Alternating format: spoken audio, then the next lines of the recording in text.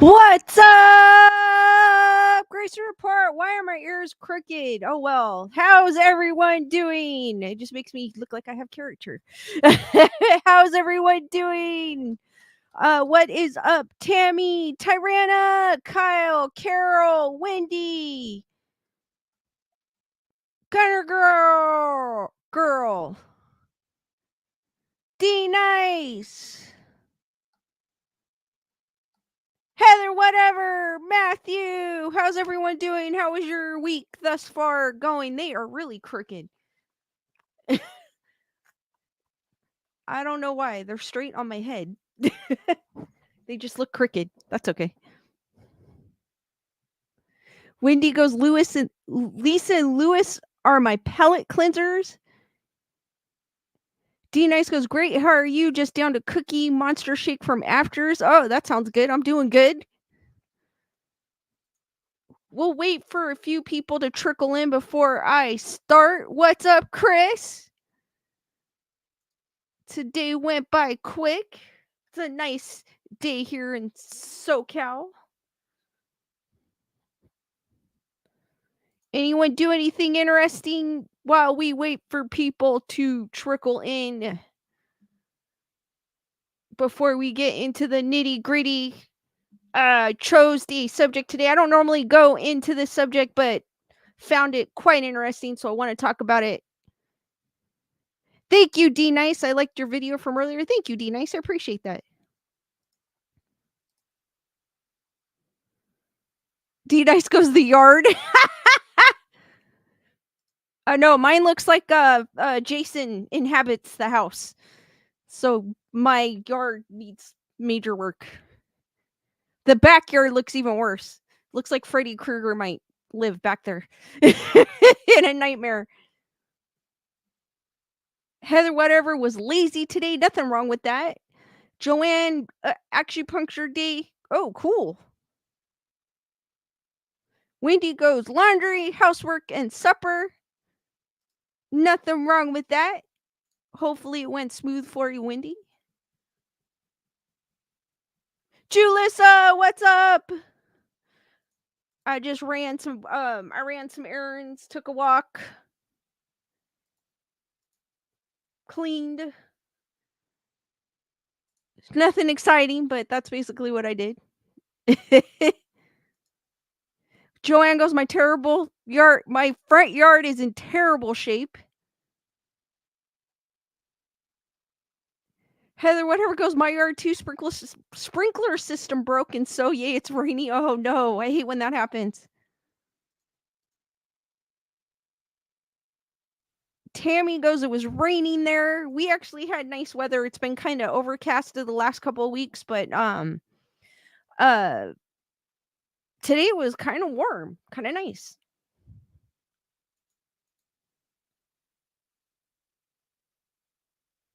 Chris finally potted my plants before they all died. I could pot plants and they could die no matter what. I don't have a green thumb. Daniel was lazy until a ghost clogged the septic. No one else is coping to it. Hello. What's up, Daniel? That kind of sucks. D Nice goes, we have rats in the back. I want Maya to be able to run around, so I blew out the yard and swept what I could. She's happy camper. The rats in the tarp are not. My dad drives them far away. Wendy goes, thank goodness the humidity broke and the rain stopped. That is good. I cannot stand humidity. Carol goes, it rained today, but I've been pretty lazy this week. That nothing wrong with that. Sometimes you need those lazy weeks to get you amped for the next. So nothing wrong with that. Good to relax and take some time. Hug dealer, what is up?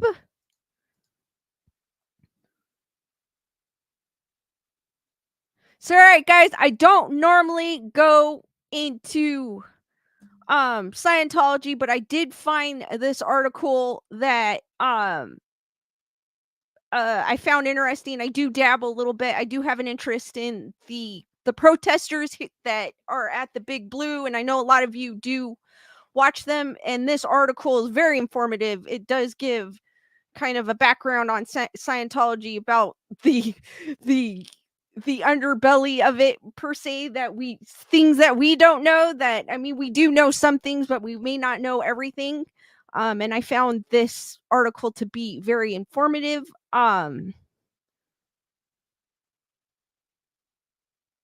So just to go, because I find Scientology to be spooky anyways, so to me it's still horrific of what I've heard about it through the protesters. And even through their videos you see this old man, looks to be about 80, working like, you know, what is it, pressure washing the cement or the sidewalks at like 11 o'clock at night. It's like, come on, the guy deserves to rest. I mean, it's to each. I get it. People have a right to religion, but sometimes I feel like these people in Scientology are sometimes trapped and they don't think they have a way out. So, Leonore, what is up? So, without further ado, let me share this article. The disappeared, the dead, and the damned inside the Church of Scientology. LRonHubbard founded the Church of Scientology in 1954 to supposedly rid his parishioners of self-doubt. More than half a century later, the religion is under more scrutiny than ever. I don't think it's a religion. I do believe it is a cult. There's several. I mean, Scientology isn't the first religion to be dubbed a cult, but I feel like this is definitely a cult, at least not that I agreed with like David Koresh or anything, but because that was also a cult as well, his beliefs. And it usually stems from, I don't know if it's the same for Scientology, but it usually stems, this is what don't quote me but this is what I believe in. I feel like people are down and out and they're looking for a way out. They're looking for help. They're looking for hope. And because they're so down and out, they fall for things like Scientology or for like David Koresh or others that have also been in the place, and they get so lost in it that they don't know what's real and what's not. Heather Water goes, right, they scoop up hurting people. Exactly, because I feel like I even think too, some people they may not be in that down and out place, but they may be if you say they may be just looking for something to enlighten them too. It might not be they're down and out as well. It could just be something that they're looking for something, and for some odd reason Scientology scoops them in, or David Koresh at the time way back in the 90s scooped them in for whatever reason. Wendy goes, I don't judge. It's a personal experience. I mean, it's obviously a person's choice, but I do feel like some people, I feel like of what I've heard about Scientology is that people are stuck, that they draw you in and you get so drawn into it that you feel like there's no way out. Logical Spark, what's up? Wendy goes, don't drink the Kool-Aid. Exactly. So the Church of Scientology has been a lightning rod of controversy for decades, even well before Hollywood superstar Tom Cruise propelled it into the pop culture stratosphere. I don't think he did, but there's a lot of actors that are Scientologists. Founded in 1954 by science fiction author LRonHubbard, the church experienced ground wells of notoriety in three distinct phases. The initial founding in the 50s, successor David Miscavige taking the mantle upon Hubbard's death, and Tom Cruise becoming the de facto face of the religion soon after. What is a soul-saving compendium of self-help philosophies for devout members based on Hubbard's own Dianetic text, which seems like I've seen excerpts of it. It's something straight out of a sci-fi movie. That's why I still don't understand how people could fall for this. And that's why I always think that I go back to the analogy that the person is so down on their luck that they're looking for something to save them, that they see this as a light down the tunnel instead of actually seeing what it really is by many accounts a corrupt business benefiting from its nonprofit religious status and run-on system of lies, threats, and punishments. In order to thoroughly understand the self-described church, what its foundations are based on, how it's run, and what lies ahead of the organization, an informative walkthrough of its history alongside 44 captivating photos chronicling its existence is in order. So, what is Scientology? Some of us know what it is, but just in case for some of us that don't. D Nice goes, that should have been proof enough that it's a dumb religion, a science fiction author. Exactly. Julissa goes, yes, it sounds scary. Don't follow blindly, peeps. I agree, but sometimes I don't blame these people because sometimes you're in this dark place and you're looking for a way to come out of it, and you don't see straight sometimes when you're in that position. So I don't blame these people for falling for this. But at the same time, I feel like if you could just walk away, why don't you just walk away? That's what makes me think that somehow maybe they threaten them. I don't know, because I've never been in this. Don't plan on ever going into this, but this is what my thoughts are. It's what I'm thinking might be happening. Maybe they're threatening them. Maybe they're saying, look, wait, if you go, this might happen or whatnot, to make people scared of leaving. So Leonor goes, exactly reminds me of that other cult wanting to meet aliens, heaven gates. I do have, with Hellbob, Leonor, I do have a picture of the comment Hellbob, which is affiliated with the Heaven's Gate. Gunner Girl goes, it's awful that they are able to continue doing this all these years. It is. I agree, but somehow they keep going. In fact, this building that we see in the picture now, it used to be a hospital way back in the day. So that's why it looks eerie and creepy to begin with. And I have a firm belief that building's haunted, but no one's going to ever be able to go into that building. But I have a firm belief that building is haunted, and it could be haunted by what has been there by the hospital, but also what has gone on since Scientology took it over. Julissa goes, it's horrible, yet we can't take away people's freedom of religion. I agree. Like, people do have a right to believe what they want to believe in. So, I mean, it's kind of a person's choice. I hate to say it that way, but it is. It's your choice.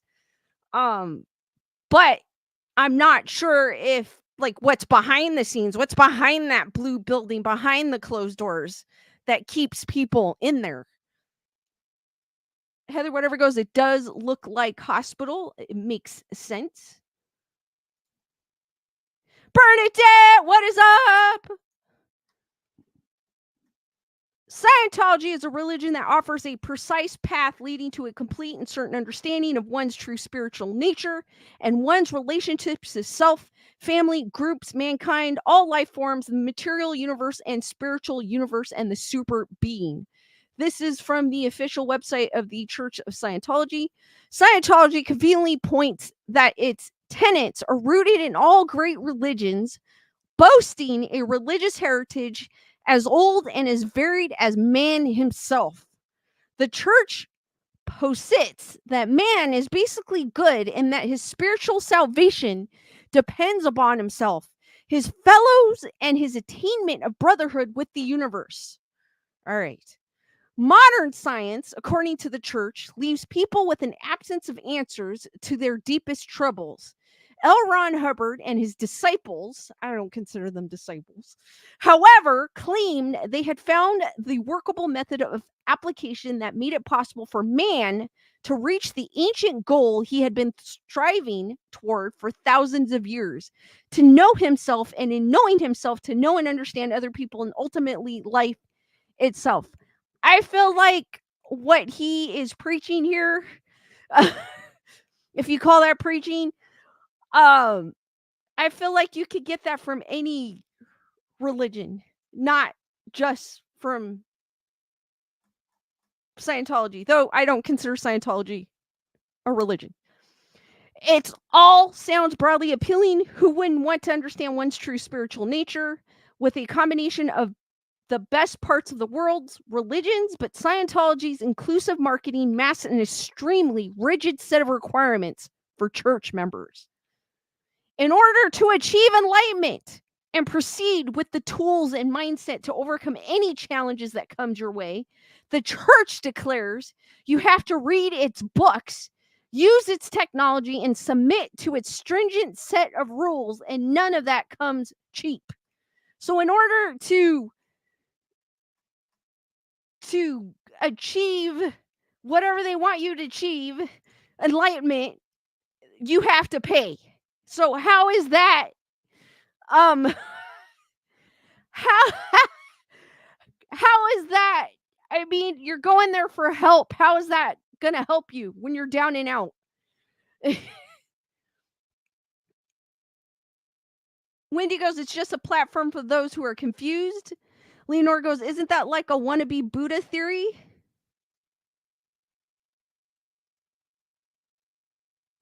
D Nice goes, my aunt who needs dialysis treatment every week gets mad whenever she gets put into a room facing the Scientology building.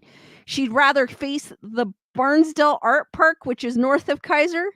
Well, that building's creepy looking. Joanne goes, seems like they take away their identity, which is what I agree with you, Joanne, and that's what I think is happening. Because you kind of you lose yourself, and that's why I think people stay in it. Because us as outsiders, we can actually see between the lines, but once you're in there, you're not going to see between the lines. You're going to be lost within their lines. You know what I mean? If you get what I'm saying? Carol goes, if a higher power created everything, why do I have to pay for something that I could do in my own home? Exactly, Carol. You can, if you wanted to get, I agree with you, Carol. You don't necessarily have to go to a church. Say if you're Catholic or if you're spiritual like myself, spiritualist like myself, you don't necessarily have to go to church to find enlightenment. You can go online. They've got Bibles online. They've got books online about Buddhism, about spiritualism, about Wicca. If you want to go down that path, I mean, if you want to find out about something, you can Google it. Like literally, you don't need to go to an establishment, and you don't need to pay for that matter. Aaron goes, Carol goes, brainwash. I agree. Aaron goes, members who have all signed contracts with the church, they make people believe that they are not free to leave. They lose their families, friends too.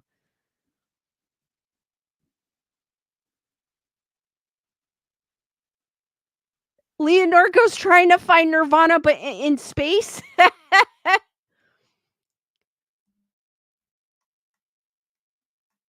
So, as we recently reveal in the documentary series Leanne Remini, Scientology in the Aftermath, I'm not sure. I've never seen that documentary. I'm not sure if any of y'all have. Presented by the Hollywood actress who was a Scientologist for 35 years before leaving in 2013. Scientology requires its members to spend an enormous amount of time and money in order to cross the bridge to total freedom. The church's way of describing its version of spiritual enlightenment.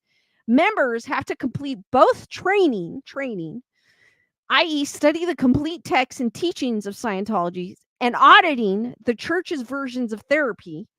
To complete the required training, members have to buy all 12 books of Scientology, which, according to Remini, cost about $4,000 altogether. Whenever the church updates the books, members have to buy new ones if they want to be good Scientologists. So imagine having to spend $4,000 just to find, I want to say just to find yourself in a way. Bernadette goes, yes, I saw 3. Man, they were so messed up.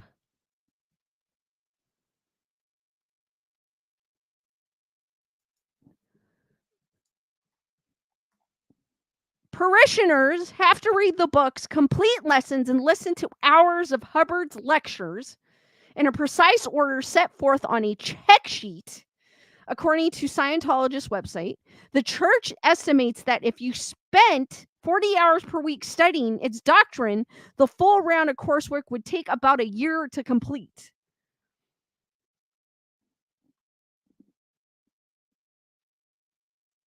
So I guess this is a picture of a e-meter, which is I guess it's a piece of equipment that they use because they didn't really uh say much about it. They said the e-meter, part lie detector, part thetan analyzer. This just looks like a meter that measures BS. I'm going to see it as it is. It probably doesn't measure anything. Maybe it does measure electrical impulses, but what was that going to tell me about myself?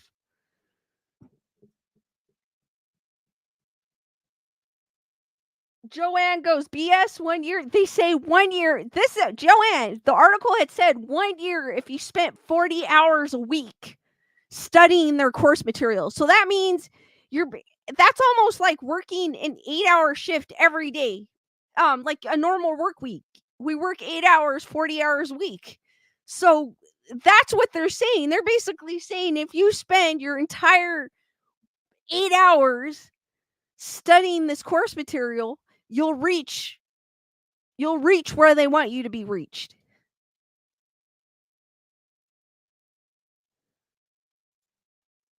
LRonHubbard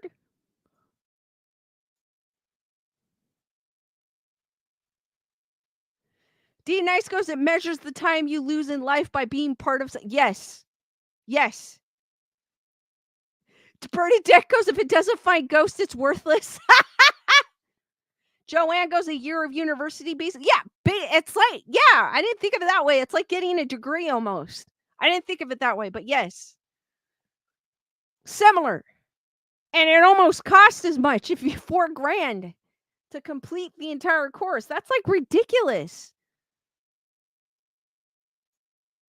LRonHubbard has written many times about the fact that 50% of one's gains from Scientology come from training and 50% are from auditing, proclaims Scientology's website. In auditing sessions, members are taken through challenging, disturbing, or traumatic memories and feelings to try to overcome them, to transition from pre-clear, as beginning Scientology members are called, to be clear. In auditing sessions, members hold the electrodes of an e-meter, which was that blue thing pictured now, a device that Scientologists believe measure one's emotional response to ideas, phrases, and even individual words. Auditors use the e-meters, whose psychological uses have been officially disproven by the U.S. court, to guide their sessions. I did read something about lie detector tests because I had done a story about the Lutz with the Amityville and how they did a lie detector test. A lie detector test is not admissible in court, but I did see in California, but I did see if both parties want to share it, or if they want to share it, they have to share it with both parties and the judge, is what, if I'm not mistaken. But that's where I had read. I might be wrong. If I am, let me know. But in the state of California, because which I know, but they do use lie detector tests for certain things. I know when if you're applying to become a sheriff's deputy, they have you take a lie detector test as part of your background. So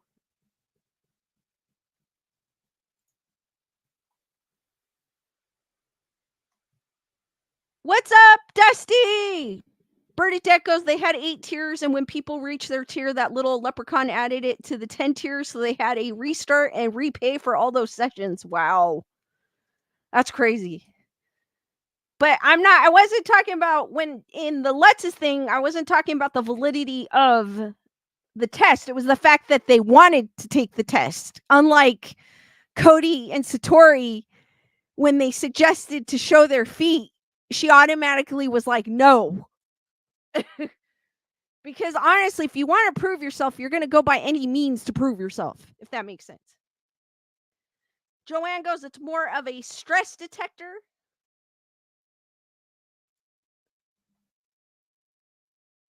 According to Rimini, each auditing session lasts a minimum of 2.5 hours and costs $800 an hour. There's no other religion that I know of that requires 2.5 hours of your day, $250,000 minimum, and at least 40 years of your life, Remini said. She's making a point.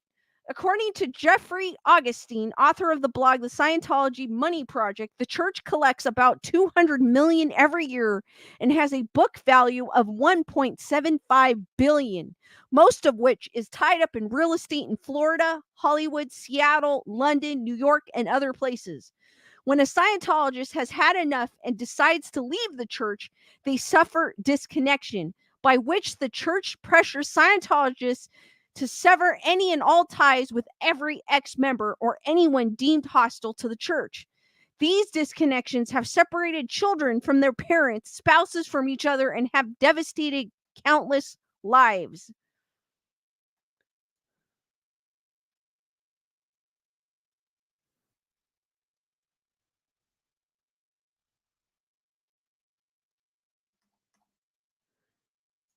So Scientology's technology and Xenu, the intergalactic warlord.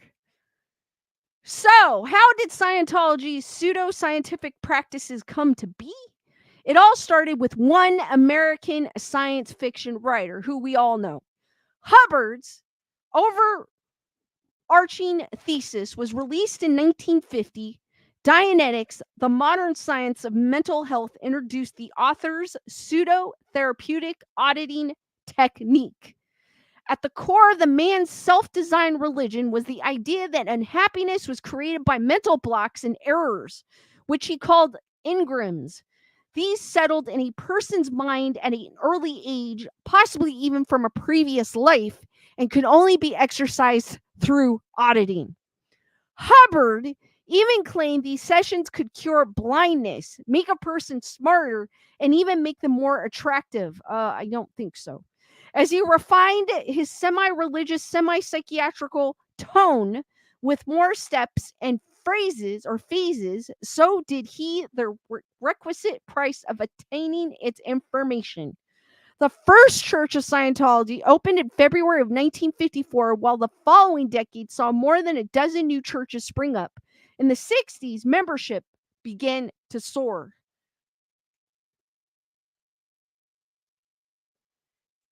Bernadette goes, they say that the parents only get to visit their kids for maybe an hour at first, then really never again. That is sad.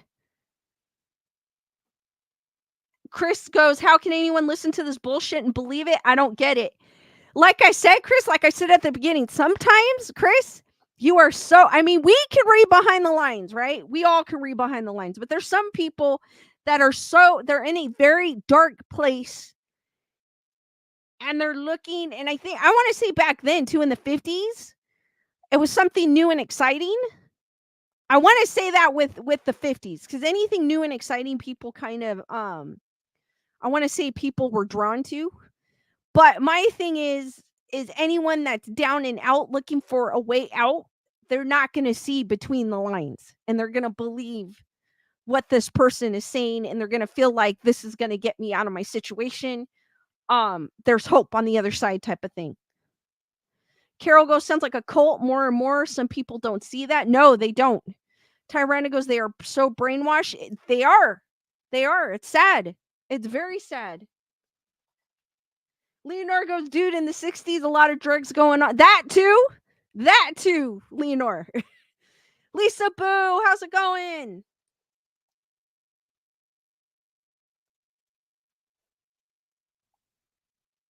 Thank you, Heather Whatever, for your PayPal. It's raining. Hope you're doing good. Hearts for Heather Whatever, guys. Thank you, Heather Whatever. You are awesome.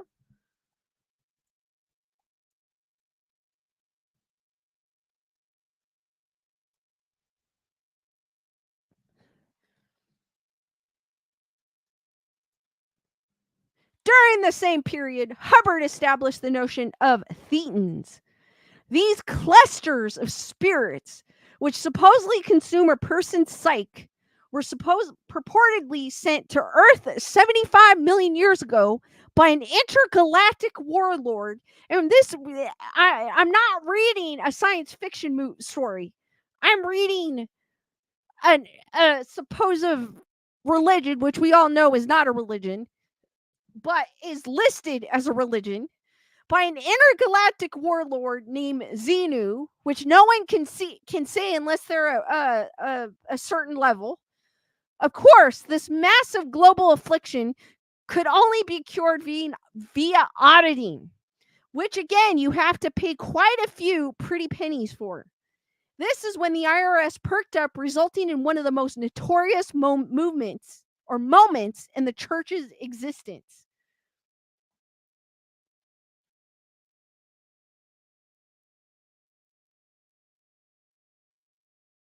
Bernadette goes, it's like I wake up one day and be like, I'm so down and out, I could just drink. Nah, I'll join a cult. Maybe they were already, I'm talking about Bernadette, they're already past the drinking. They're like really at the bottom is what I'm talking. That's the only thing I could think of. And they're trying to look for a way out. These are my thoughts. That is what I think might be happening, but these are my thoughts. Joanne goes intergalactic because I have no other way of guessing or knowing why someone would stay in this, or just reading about the intergalactic warlord. Like, come on, really? That's science fiction to me. That is not something that's gonna enlighten me, or it may be something I read for escapism or something, like a science fiction book, but not not a religion.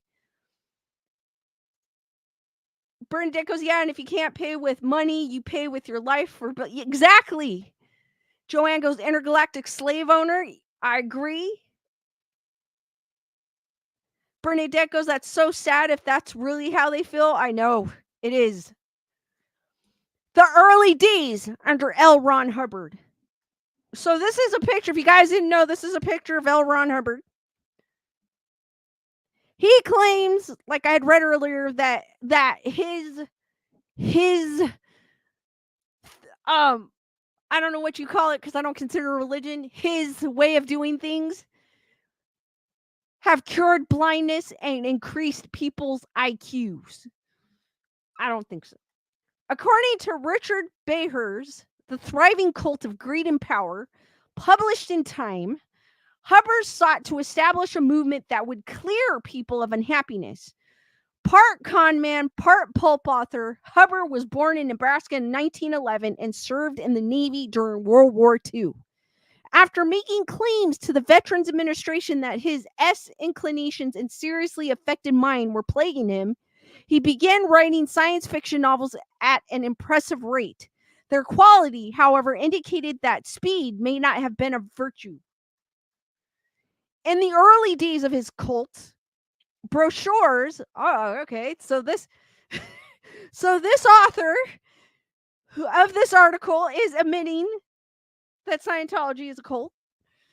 Brochures, which is what I believe in, brochures described him as an extensively decorated hero of war who was both crippled and blinded in combat. They also stated that he died twice, but was brought back to life by Scientology spiritual and technological components. These, of course, were all lies. His doctorate degree from Sequoia University turned out to be a fake mail order document when somebody sued Hubbard's biographical researcher for publishing this slew of falsity. In 1984, a California judge described the founder as a pathological liar.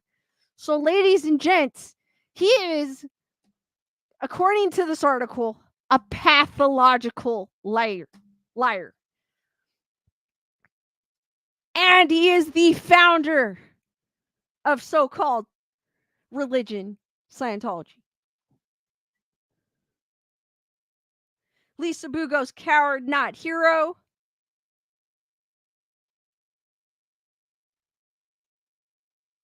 Heather Whatever goes, when I got sober, they said or suggested, don't make any major decisions for a year. My opinion, hitting bottom can leave you dazed and confused and vulnerable. Exactly.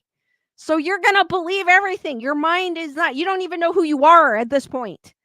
You don't, because you were so lost in in whatever in Heather whatever's case, she was sober at this point, but whatever it may be, alcohol, drugs, or whatnot, you're so lost by doing that. Now you don't even know who you are. So that makes sense to why I feel like, as I've been saying, that we could see between the lines, but someone in that state won't be able to.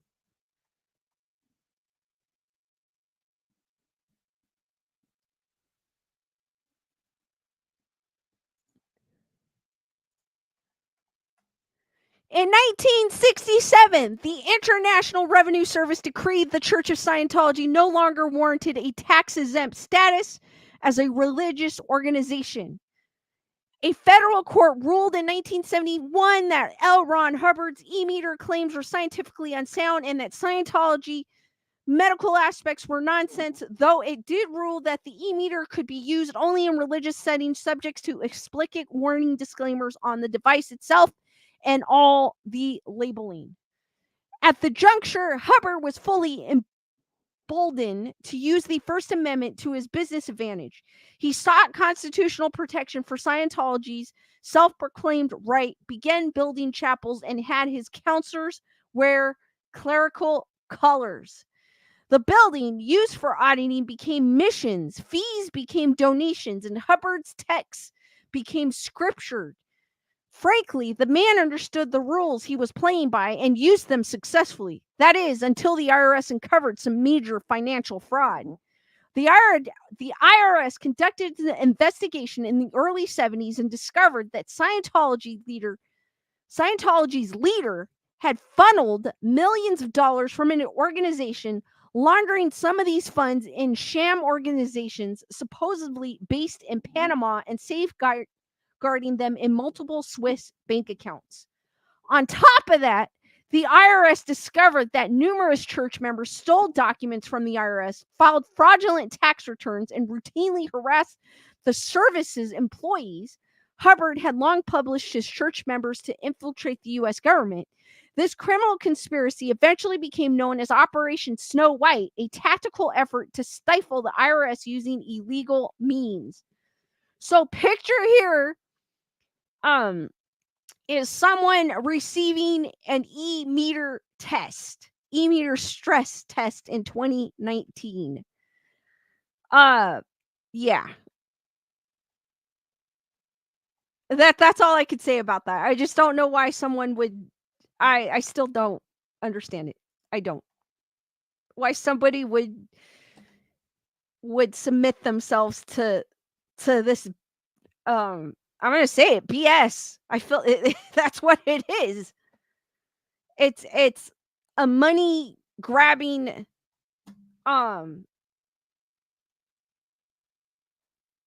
thing that they're performing on down and out people. Tyrano goes manipulating.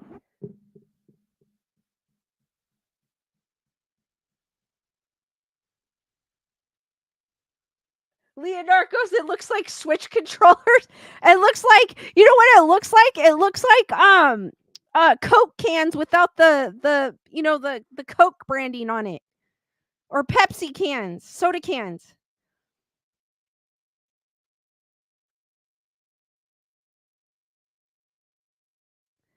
According to a Scientology defector, members worked day and night on this initiative, shredding documents requested by the IRS.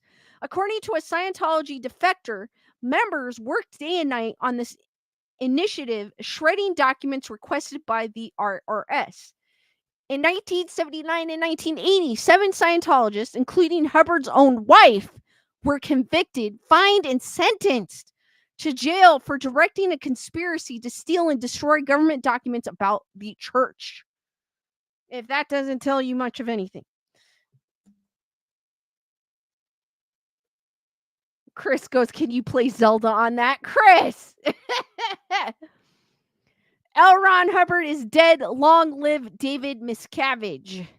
During the government investigation, LRonHubbard's health deteriorated. He gained weight, developed a growth on his forehead, and in 1973 suffered a motorcycle accident. 2 years later, he had a heart attack, and the following year, he fell into a coma. He spent his last 2 years in hiding on a ranch in California. In January of 1986, he suffered a stroke and died a week later. He was 74 years old.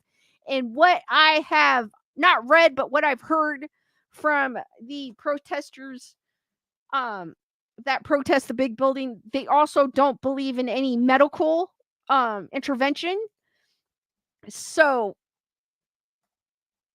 I'm sure there was nothing done to help him when he had a heart attack or a stroke or after an accident even. Enter David Miscavige, a far more ruthless, cunning, and relentless alternative to the sloppy, rotund pioneer. The year after his ascension, Scientology reported an income of $503 million. Here is a picture of David Miscavige. Leonore! Thank you for the super sticker. Hearts for Leonore. Thank you, Leonore. I appreciate that. For anyone that does not know what he looks like, this is what he looks like. This was him in 2017. In the 80s, in the wake of the IRS scandal, the Church of Scientology saw hundreds of members quit. Many claim they had been physically and mentally abused and defrauded of thousands of dollars. Some lawsuits on their behalf actually succeeded, while others settled for various amounts. So why are people still falling for Scientology even after all this has happened? Across the desperate lawsuits lobbied against the church by former members, various judges have described the church as schizophrenic and paranoid, as well as corrupt, sinister, and dangerous. Cynthia Kaiser, who formerly served as executive director for the Cult Awareness Network, described the organization as follows. Scientology is quite likely the most ruthless, the most classically terroristic, the most litigious, and the most lucrative cult the country has ever seen. No cult extracts more money from its members. And then we all know one of the most famous members of Scientology is Tom Cruise. Celebrities play a key role in Scientology's proselytizing strategy from the church's early days. Hubbard did an impressive job of forming his new religion into a tax-exempt celebrity alluring organization. In 1969, he established Scientology Celebrity Center International, a hub for artists, politicians, leaders of industry, sports figures, and anyone with the power and vision to create a better world. It was situated in a resplendent chateau just off of Hollywood Boulevard. We all know that one. It is right across from La Poubelle. That building, I believe, was built in the 1920s. And it served as, I want to say, it was an apartment building for celebrities before Scientology took it over, or like a resort or something like that. Don't quote me. But it was like a living, like an apartment type of thing. Hubbard, which I believe that building is haunted too. Hubbard was fully focused on amassing as long a list of famous members as possible. The church's internal newsletters, Project Celebrity, regularly reaffirmed this quest to quarry A-listers like Walt Disney, Orson Welles, and Greta Garbo. Celebrities are very special people, Hubbard wrote. Well, yeah, because they have money. He's not stupid. In 1973, they have communication lines that others do not have. That's what he wants you to believe. LRonHubbard's death fell in the midst of Reagan's America, with a booming economy and a national fetishism for fame, wealth, and celebrity. In that environment, David Miscavige helped the church find its new poster child in Tom Cruise, with John Travolta, Christy Alley, and Ann Archer flanking the church's lead protagonist. The controversial figure has been Scientologist leader Scientology's leader for more than 30 years now and has made sure Tom Cruise remains under its umbrella ever since he joined in the 1990. The US government officially recognized Scientology as a religion 3 years later. Boo to the US government. I think it became recognized as a religion during Clinton in 91 or 92. The two seemed, and that's when it I guess I did not know it was tax exempt at one point, and it lost its tax exemption, but it regained it in the 90s. The two seemed, by all accounts, inseparable, riding motorcycles together, awarding each other medals of valor, and celebrating each other's birthdays. The church stuck its nose in nearly every aspect of Cruise's life, including his personal life.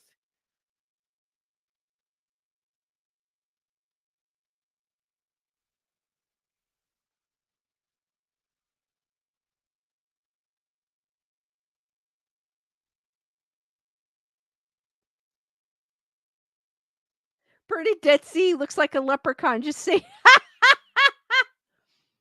the church allegedly broke up Tom Cruise and his wife Nicole Kidman because it suspected her of being a potential trouble source and a bad influence on his Scientology adherents. Kidman's father was a major psychologist in her native Australia, and Scientology is notoriously suspicious of psychiatry and psychology. Okay. And this is allegedly. My thought with Kidman, I feel like she didn't I want to say Kidman before even reading this, I was going to say Kidman just probably didn't agree with Scientology and saw it as it was. After Cruise and Kidman split, according to the HBO documentary Going Clear, the church tried to set Cruise up with a new girlfriend, only to separate them after a bad trial run. Katie Holmes, the actor's third wife, allegedly broke up with Cruise for fear of the church's influences on their daughter, Suri. Thank goodness she did. But while Scientology promoted its star parishioner at church events, it did everything it could to hide the whereabouts of one member, David Miscavige's wife.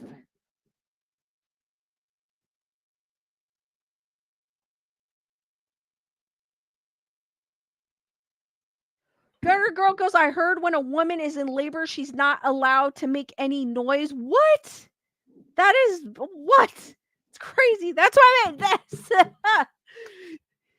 And people still want to join. I don't understand. Makes no sense. Ladies, do not marry Tom Cruise. I don't plan to. The disappearance of Shelley Miscavige. And it's sad that if this is true, because they said allegedly, but if this is true, that means the church is basically controlling his life. Like, he has no say of who he wants to be with. That is sad. But he chooses to stay in it. Michelle Shelley Miscavige, the first lady of Scientology, stood by her husband's side for decades. In every trip, meeting, and photo opportunity, the two displayed the perfect picture of loyal married life. But when they weren't in front of cameras or at an official church function, their relationship showed obvious signs of strain. I never ever saw them kiss, said Mark Headley, a former member who worked closely with the couple. I was there for 15 years, so I had plenty of opportunity to witness them together and never, ever saw them affectionate with each other. I'm talking about in a room with 4 other people. Informal. We're all just chatting and he isn't touching her. Odd couple, added Tom DeVoche, a former Sea Org member during David Miscavige's time on Ocean. There was obviously a working relationship, but odd. I don't think I once saw Miscavige hug or kiss or anything, Shelley. I spent a lot of time with him. There was no real affection. In August of 2007, Shelley disappeared. For a religion that has been the subject of much controversy for strange deaths and vanishing, this was cause for concern. Bernadette goes, because he went to a psychologist once in the 70s to sell his book, and the shrink called him nuts and laughed at him. That's why no psychology is allowed. I did not know. Heather whatever goes, exactly. David's wife was like in prison. They believe in physical abuse from leaders, not just alleged. Chris goes, I don't care for Tom at all. Don't even watch the movies. Leonor goes, there it is. Da, da, da. The wife of David.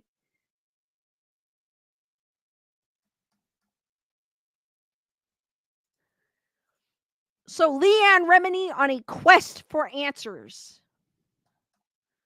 When former Scientologist Leah Remini inquired about Shelley's inexplicable vanishing, she was told a variety of stories, asking high-ranking Scientologists where her friend had gone, also led to harsher auditing sessions, interrogations, and the clear feeling that she should stop investigating. You're a cocksucker, Miscavige would tell people when angered or impatient. I'll rip your balls off, you dirty cunt. What? They said, you did not hear that me say that. They said, oh, she's on a special project, or oh, she's visiting a sick relative, Remini explained. When she finally left the church in 2013, Remini filed a missing persons report with the LA Police Department. The LAPD seemed to take her filing seriously, but quickly closed the case. They ruled the report unfounded and claimed they met with Shelley. It's because some of the LAPD are in cahoots with Scientology, which I believe. There's no proof that they are, but I believe some of them. Not all of them, some.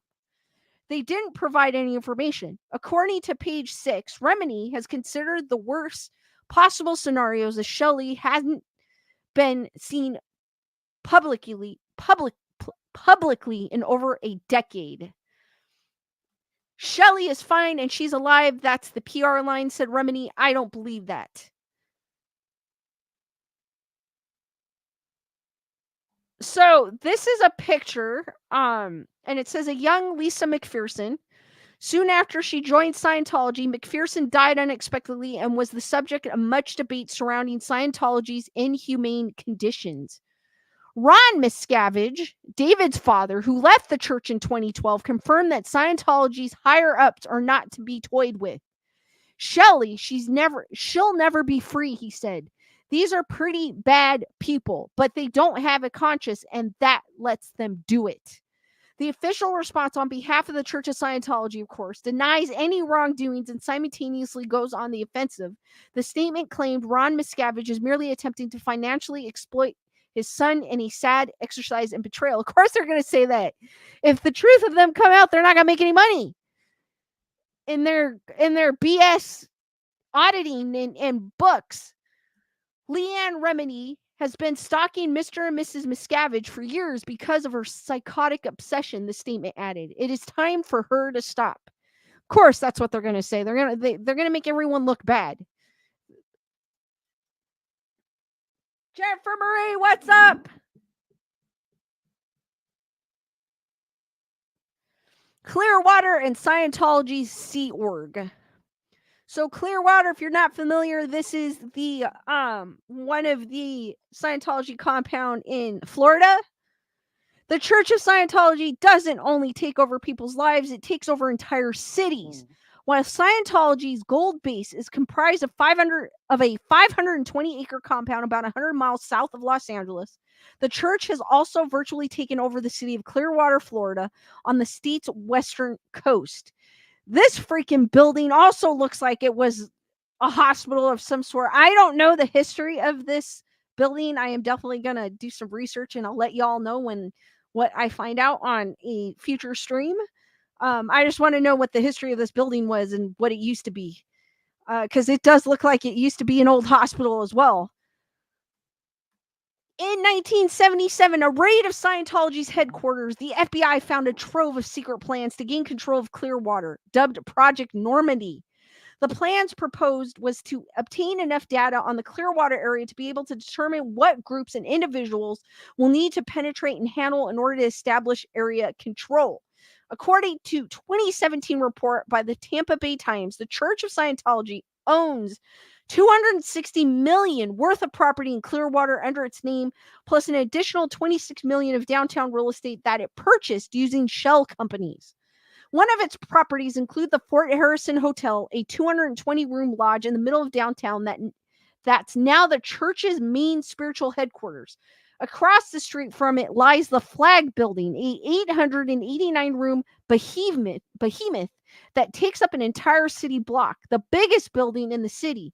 It's used for a high-level training course called the Superpower Rundown, and is topped with an enormous bronze Scientology cross that's visible from much of the rest of the city.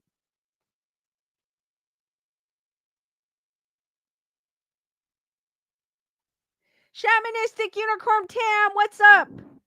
Daniel Miles looks like an institution. It probably is, because they make the people, and what I've also heard, they did not mention in this article, they may, but they did not mention in this article that they pretty much work you to the bone to where you don't even have time to think.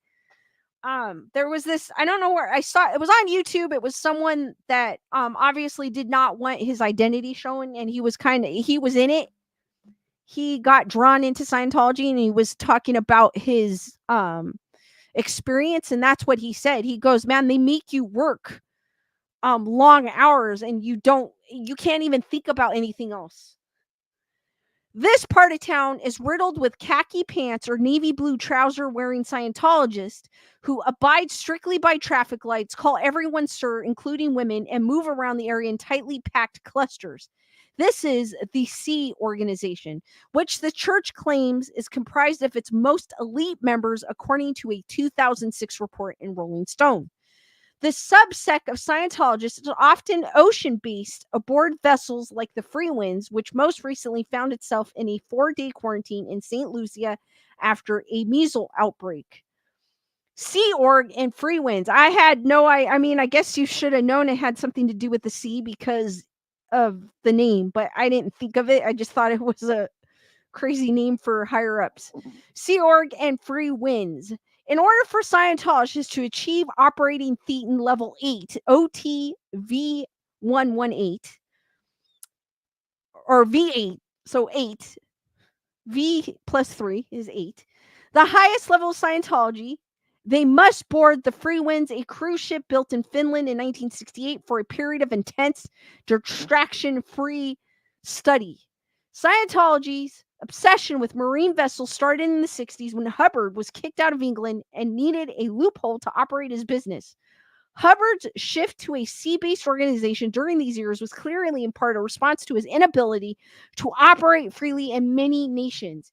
Hugh Urban, author of the Church of Scientology, A History of a New Religion, explained. Hubbard created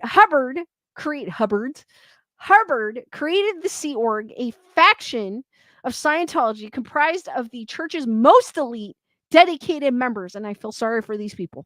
It is also one of the strictest organizations within Scientology. Attained by the church in 1988, 2 years after LRonHubbard's death, the 440-foot Free Winds is a vital part of the Sea Org. Sea Org members staff the ship and work on it for as many as 100 hours per week, while high-level Scientologists, including Tom Cruise, use the ship to commune and celebrate. So these poor staff members work 100 hours per week and probably get, and what I've heard is they get pennies for their work.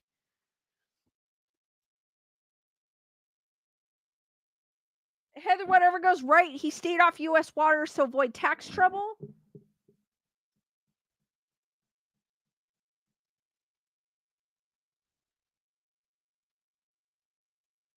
Leonard goes, speaking of the building in Clearwater, it feels like that building was a former mental hospital, and since old buildings definitely ghost there, I agree. That's why I want to know the history of that building. And then, as I'm reading this, what horrors that we don't know about has happened in those buildings, where there might be Scientologists that disappeared for unknown reasons that could be lurking in the halls that we don't know about. Because they did, obviously we've got Shelley Miscavige, which we have no idea what happened to her. And they also mentioned Lisa McPherson in this article, that she had passed suddenly and we don't know why. So yeah. So in So I guess Tom Cruise had his birthday party on that ship, that Sea Org ship. I guess this is a video of it, but I don't want to play the video because I don't want to get dinged if there's music on it. And because YouTube likes to be pesky or scandalous. YouTube has gotten to scandalous status. In 2011, an Australian woman claimed she was taken aboard the Free Winds for a 2-week vacation. At least that's what had been conveyed to her. Instead, she found herself on a 12-year stretch of indentured servitude. In April and May of 2019, the Free Winds broke into the news cycle after a Scientologist aboard was found to have contracted the measles. The ship was under quarantine for days at the port of St. Lucia in the Caribbean. This is just the tip of the iceberg for what staff members of the Free Winds, Scientology ship of horrors, have to endure while serving people like Tom Cruise and David Miscavige, Leah Remini tweeted as news of the ship's quarantine trickled out. The Scientology ship, the Free Winds, is where they reach one of the highest levels of Scientology and are supposed to be impervious to WOG, which WOG is WOG illness, she explained. A WOG is a derogatory term used to describe all of you who are all just average humans compared to the superior Scientologist.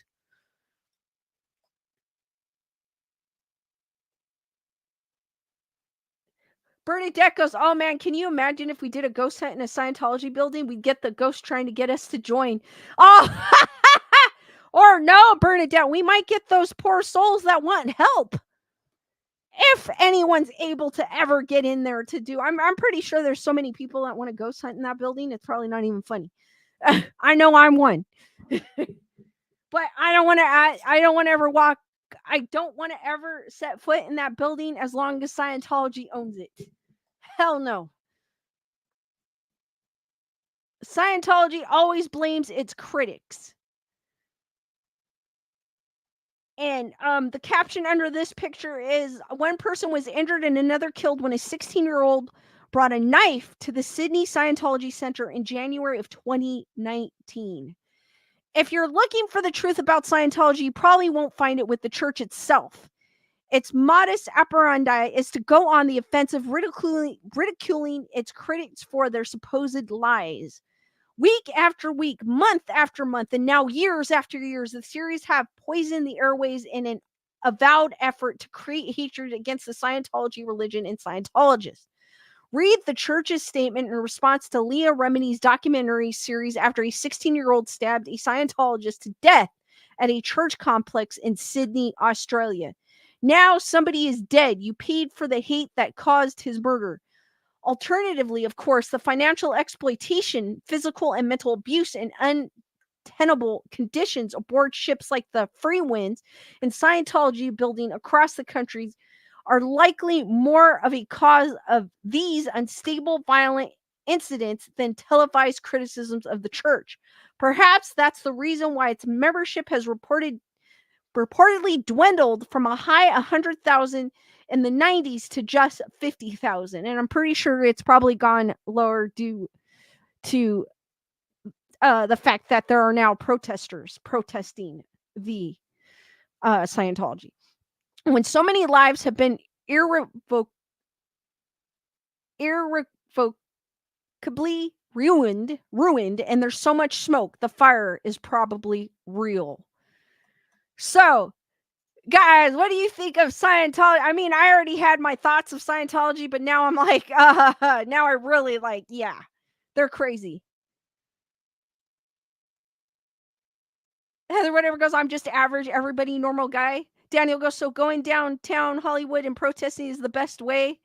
I mean, at least they're giving people hope that if they're stuck in there, they can get out. So that's the one thing I think is cool, because I couldn't imagine. Tammy goes, they're still crazy. I agree, they are. I had no idea about the boat, so that was something new. Aaron Cooper goes, Aaron says it's working. Tyrana goes, they are so crazy. Kyle goes down with Xenu. Um, it's ridiculous. Like they're basically and obviously this article has said that LRonHubbard was basically a liar. And I feel like David Miscavige is the same. He's just carrying on the effigy. Jennifer Murray goes, anyone who believes we came from popsicle people and evades taxes and dupes members out of millions for a magical alien secret are just crazy, in my opinion. I agree. Leonor goes, boo, Scientology again. Don't drink the Kool-Aid as others. Exactly. Though I don't think Scientology has the Kool-Aid, but I know what you're talking about. Bernadette, I'm probably gonna check it out because I do like I low-key have an interest in it. That's why I wanted to do this article. I don't follow it probably as much as you guys do, but I do find some of it interesting. Bernadette goes, I mean, if you do watch Leah's series, man, get ready for so much shocking stories. Julissa goes, I hope that protesters discourage people from joining. Same here. But like I said earlier or at the beginning of the stream, people have a choice to what they want to believe in. So, I mean, sometimes at least they tried, but sometimes you can't. There's only so much you can do with people because sometimes they just don't listen. They're stubborn.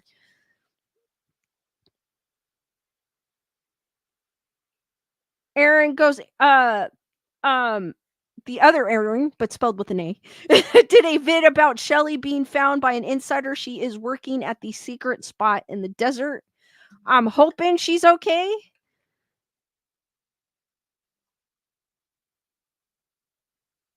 Dusty goes, the hope is to get the government to intervene and revoke their exactly. I agree. Joanne goes, thieves, because it's not a religion. What religion makes you pay for things? What religion makes you pay for things? None. Jennifer goes, if I have to pay taxes, David miss what his face should too. I agree. And I'm guessing since Tom Cruise is an elite member, maybe he doesn't pay taxes either. I didn't think of that until after reading this article. Maybe he doesn't either because he's buddy with David Miscavige. He's considered an elite member. I mean, he lets them control his life practically. I'm like, I don't know anybody who wants someone to control your life. Like, I would rather have a mind of my own. I would want to marry who I want to marry, date who I want to marry. If I wanted to have a kid, I want to be able to have a kid. I want to have that choice, not be told by someone, it is not the right time. I mean, it didn't say that, but some of the stuff it did say, it kind of feels like it's that where they would tell you when to have a kid. Like, oh, the moon isn't right in the sky. You can't have the kid now. It's not the right time. You know, I wouldn't want anybody telling me how to run my life.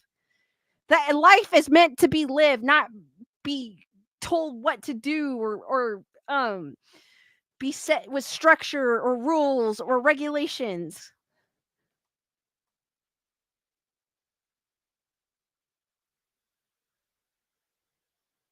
Kyle goes, what does a god need with earthly money? Exactly. Dusty goes, Catholics have to pay a percentage of their wages. Bernadette goes, I know Gary, but I forgot the skeleton's name working the pole. I forgot his name. I forgot his name too, Bernadette. I remember Larry and Jerry back here. And I even forgot the big guy's name. I'm sorry. Heather, whatever goes, I think Tom pays big money to I'm sure he does. That man makes a lot of money. Jennifer Murray goes, it's one thing to collect things to support missionary work for feeding the poor, but they force you to spend your savings on their self-help books, business, not religion. I agree. They're conning people out of their money for what, a stress test? What is that going to tell me about myself? and what did they say? The auditing sessions are $200 a piece? And you have to have many auditing sessions to get these thetans out of you. Like, who? I mean, I knew when I was younger, I knew a bit about Scientology, and what I heard about them is that they would, I don't know how true this is, but this is what I heard about them, that they and I know I've said this on a previous stream, but what I heard about him when I was younger, I heard that which is kind of true, because they believe that they have an alien in their blood, which is kind of true, and that they go to saunas to sweat it out. I don't know, because I haven't found anything that said that in an article anywhere, so I'm not sure how true that is, but I remember reading that somewhere years ago when I was younger. Daniel goes, live, not bought. Exactly. Kyle goes, I want to start my own religion. I mean, that's what LRonHubbard did. It's not a religion, it's a business. A greedy one, mind that.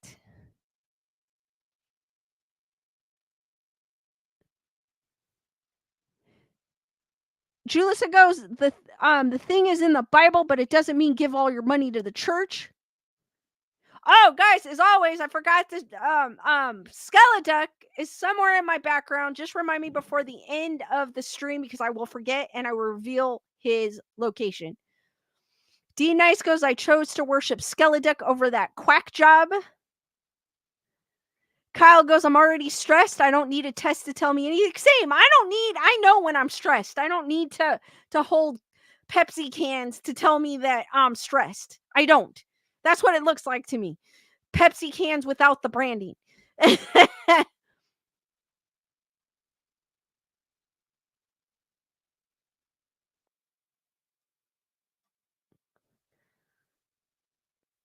Yeah, true, Julissa. They don't make you give an offering in the Catholic Church. It's voluntary. I agree, because I did go to Catholic church with my grandmother when I was younger. They don't force you to pay. They don't force you to buy books. They don't force you to take some stupid test that's not going to tell me any different.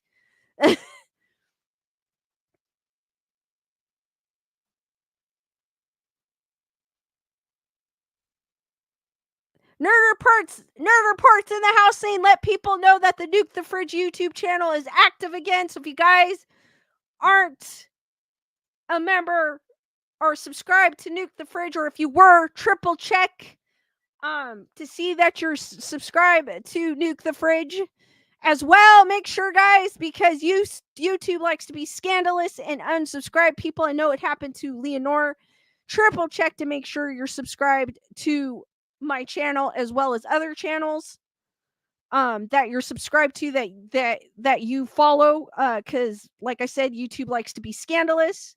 Nerd Report goes movies. If you like movies, TV, and more, check out Nuke the Fridge. It is an awesome site and awesome YouTube channel. If you're not subscribed, or if you were subscribed, subscribe and triple check that you're subscribed.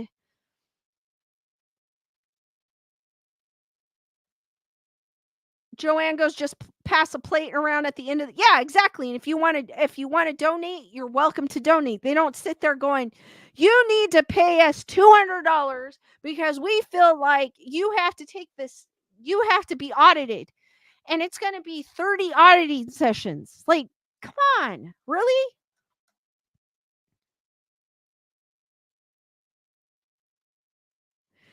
Kyle goes, I ripped a queso dip glass jar in half due to stress, so I am good.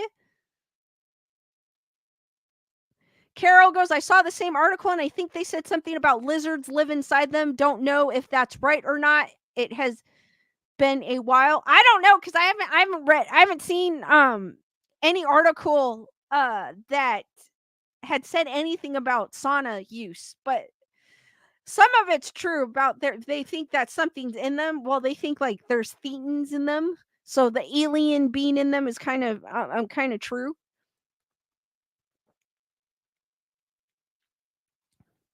Bernadette has dropped the link to Nuke the Fridge. So if you guys are not subbed there, please do so. Or if you are, triple checked. I know Daniel got notified. He had mentioned. So if you guys are not, were subbed, triple check to make sure you're subbed, because YouTube likes to be scandalous.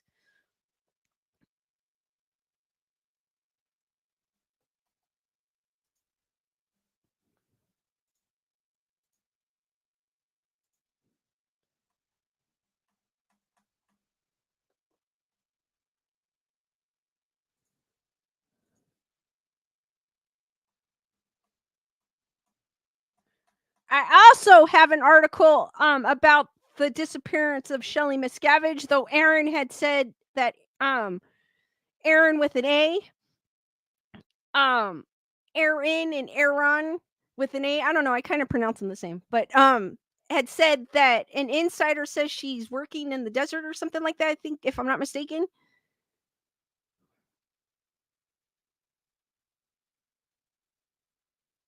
So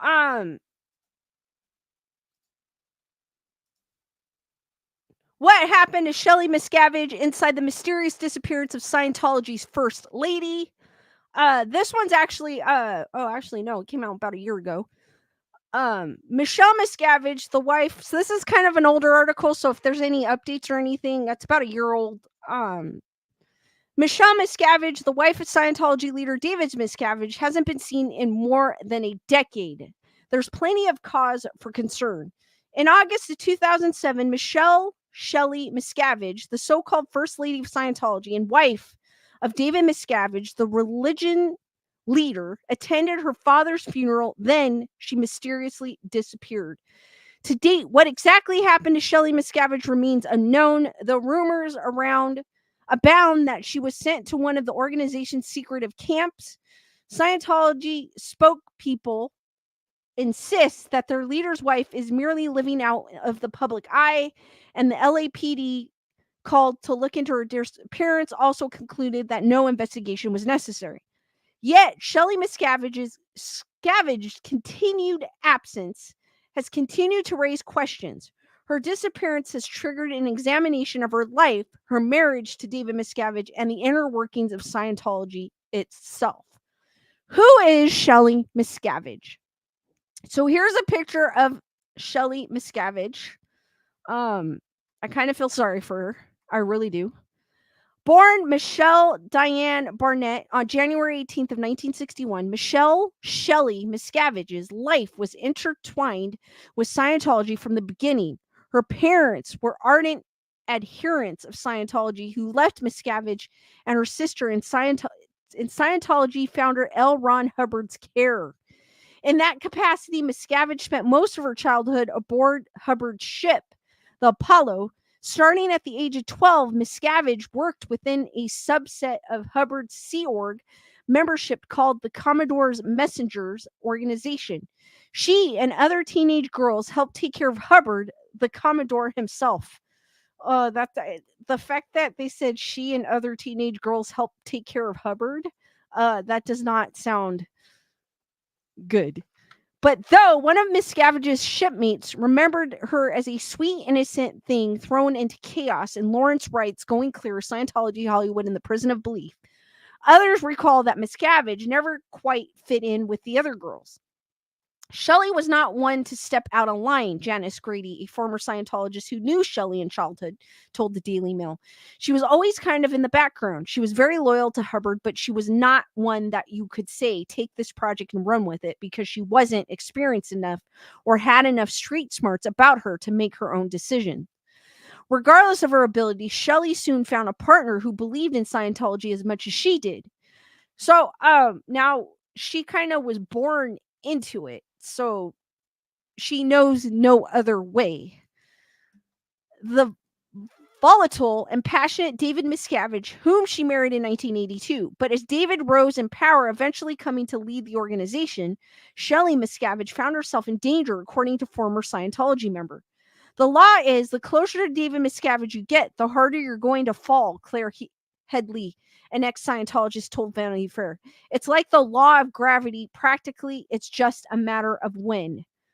The disappearance of David Miscavige's wife. By the 80s, Shelley Miscavige's loyalty to Scientology seemed unshakable. When her mother died of S, which some doubt, after joining a Scientology splinter group that her husband despised, Miscavige allegedly said, well, good riddance to that B. Meanwhile, her husband David had ascended to the pinnacle of the organization. Upon LRonHubbard's death in 1986, David became Scientology's leader with Shelley at his side. As Scientology First Lady, Shelley Miscavige, took on many duties.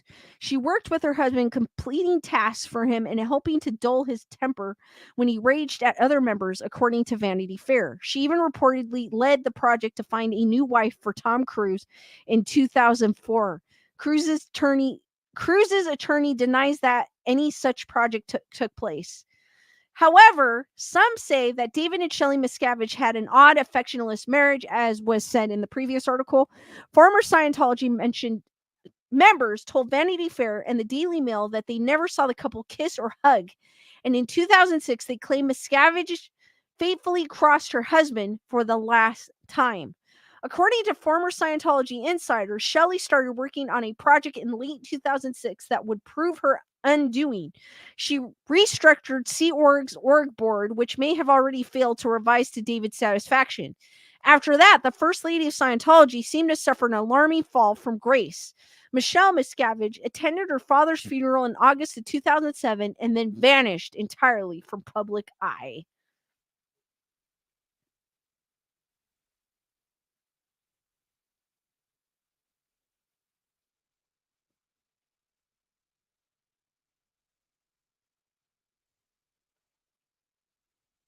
Bernadette goes, she almost looks like Susan Sarandon.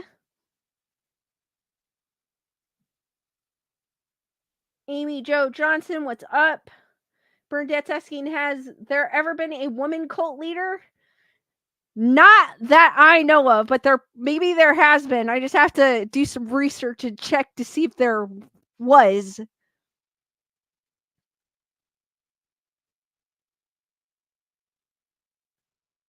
Melissa, what is up? Heather, whatever goes, some blonde woman in San Diego, I think. I got to do some research on that, and then I'll get back to you. That I don't know. That's a good question, actually.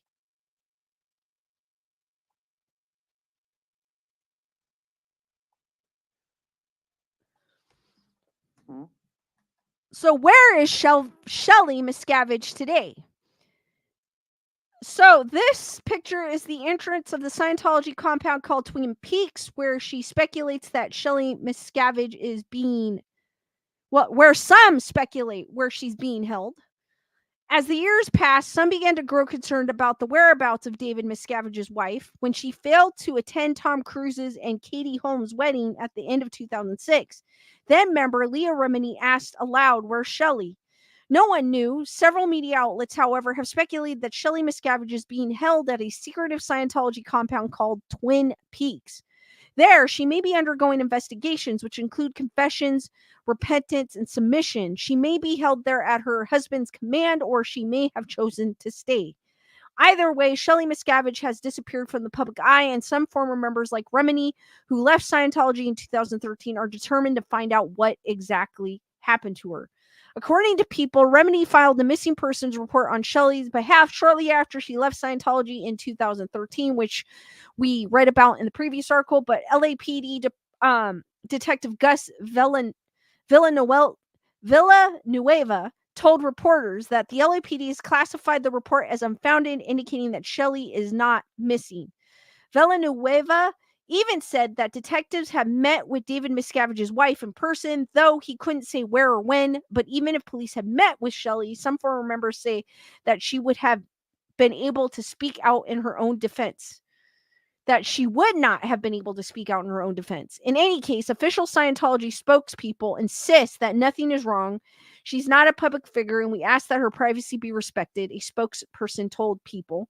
Remini's missing persons report, Scientology official added, was nothing more than a publicity stunt for Miss Remini's cooked up with unemployed anti-zealots. As such, the mystery of David Miscavige's wife, Michelle Miscavige's location continues. Is she being held against her will in a secretive compound, or has she decided to merely step out of the public life for her own personal reasons? Given the secrecy of Scientologists, the world may never know for sure. So, guys, what do you think? I know, Aaron, like I had said, she's insider with Aaron had said that she's at a compound or something like that. But what do you think? Do you think she's held by her own will or against her will? Like she's choosing to be there. And mind you, per that article, she grew up in Scientology, which I did not know. Bernadette goes, I don't know. Shelley knew too much. She probably did, but they did also. She did serve Hubbard. I don't know in which ways, because it in that article it said her and other teenagers served Hubbard. That was kind of suspicious. I know. I'm thinking about like because I considered it a cult, so I'm thinking of other things I've heard about other cults and documentaries I've watched, and how, yeah, especially because I do watch a lot of the fundamental um Latter-day Saint, um and yeah, so it kind of, yeah.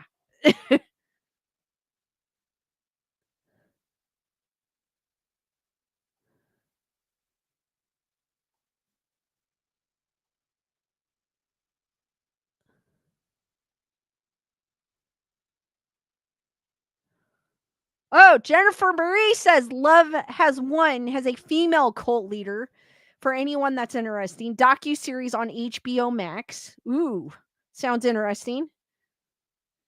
Nerder Pergo sounds like they groomed her. I agree. Because she was born in Scientology. She doesn't know anything.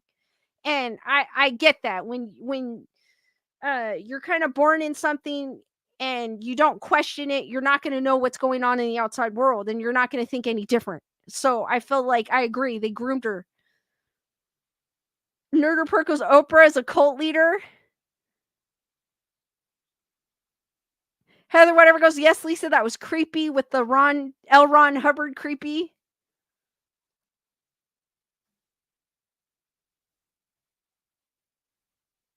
Kyle goes, I was about to go there too. I know former Mormon members. I do watch a lot of documentaries about that as well. So that's where it kind of, when I read things where they're saying teenagers are working or serving LRonHubbard, I'm going off down the rabbit hole on that side. But that's what made, I mean, obviously the person writing this article is not going to know what happened behind closed doors, but it makes me wonder.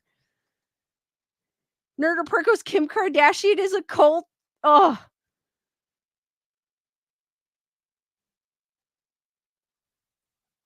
I know there was a cult leader even, speaking of cults, I know there was a cult leader even in Korea. I was like, "What?" And he did unthinkable things. Nerder Perko's Taylor Swift is a cult. That's a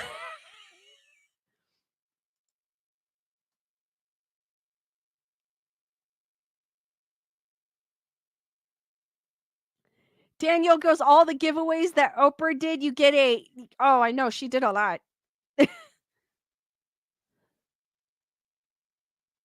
D Nice goes, my best friend that got married the other year, she is an ex-Mormon.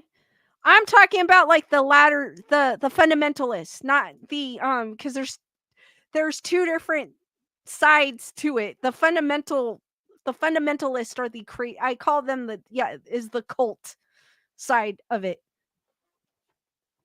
Nerd Report goes, thank God Taylor Swift is losing popularity fast. I don't like Taylor Swift. I liked her when she was country. I don't like her when she crossed over, but I get the girl has to make money somehow, but I'm just not a fan of her. I feel like she sold out, but sometimes you got to go where the money is. So I totally understand, but still.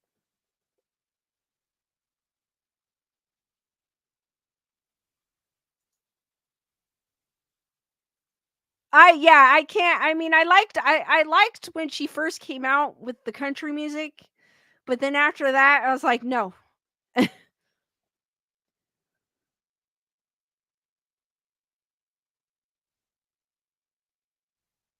Melissa goes, 90% of the LDS are totes norm, but then you have your Daybells and Rudy Frankies.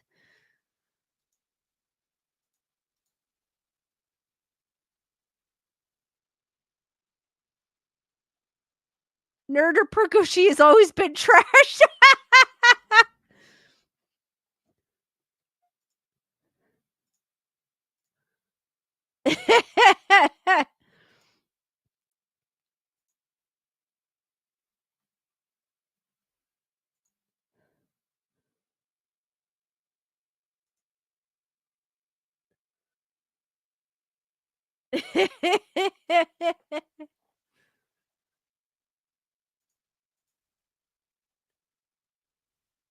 Jennifer Marie goes, she's giving narcissism.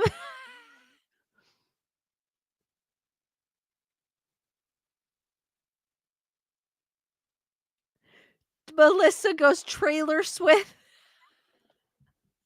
I'm sorry. Hold on, I got a drink.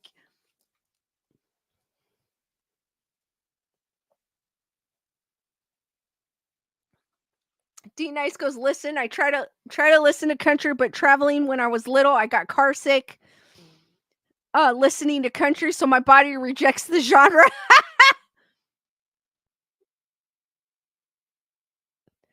Bernadette goes, all hail peanut butter butts. I had to say that or she'll scratch me.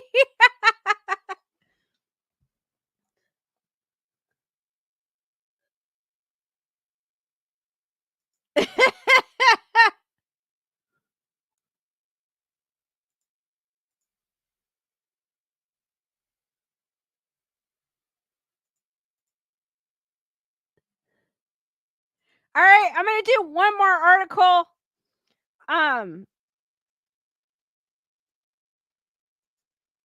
I did because Daniel had because now I see Daniel in the chat. Daniel had mentioned about Trinity County and about the massacre.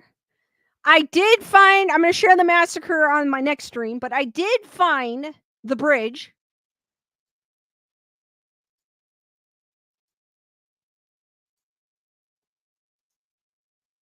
So this is the natural bridge. It's in Trinity County. So here's a picture of it. The natural bridge is located off Wildwood Road, a connector between Highway 3 and Highway 36 near Hayfork. The natural bridge has mystical, historical, and geological significance. Natural bridge is 150 feet long and about 30 feet high rock arc. The site is the location of the Bridge Gulch. The Bridge Gulch Massacre, also known as the Hayfork Massacre or Natural Bridge Massacre on April 23rd of 1852. Ancient stories of the Wintu Indians, which inhabited much of Trinity County before the gold rush, says the natural bridge was formed when a mystical man bearing a huge bundle of hides came down Bridge Gulch. Tired and hungry, he slipped the bundle from his back and it rolled into the creek.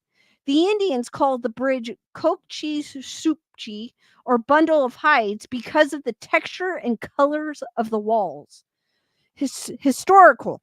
The early pioneers of the Hayfork Valley frequently used natural bridge as a picnic site. This is born out of the names and dates engraved in the limestone rock. And I believe, too, it's a hiking trail, if I'm not mistaken. In 1852, a well-known citizen of Weaverville, J.R. Anderson, was killed, and a small herd of cattle were driven off by a band of Wintu Indians. A few hours later, Trinity Sheriff William H. Dixon and a number of men were in pursuit. After several days of tracking through the rugged mountains, Dixon's party set up a camp on Hayfork Creek, while scouts were set out to locate the Indians. Late that afternoon, a scout reported citing an Indian rancheria, probably saying that wrong, but oh well, rancheria, a few miles from Dixon's camp. From a vantage point on Natural Bridge, the scout could see smoke from their campfires a short distance upstream and even described children playing. Under cover of darkness, the party quietly made their way up the narrow draw known as Bridge Gulch and surrounded the encampment. When the morning sun broke through the trees, the camp began to stir as men, women, and children of the tribe gathered to hear their leader speak. A pew-pew rang out and he dropped to the ground.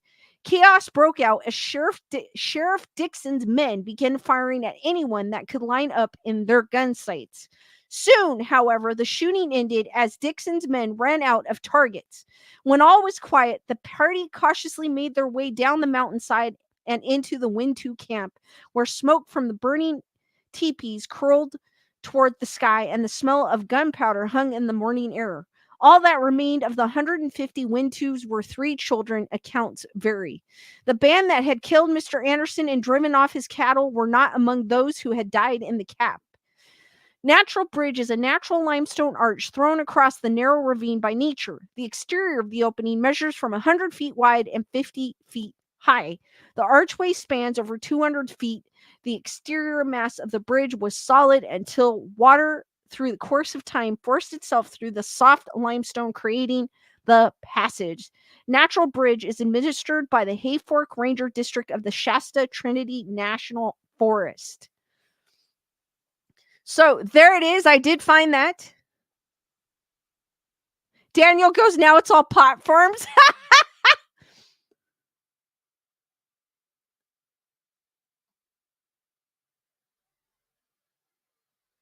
Bernadette goes, rancherita sounds like a drink I'd like.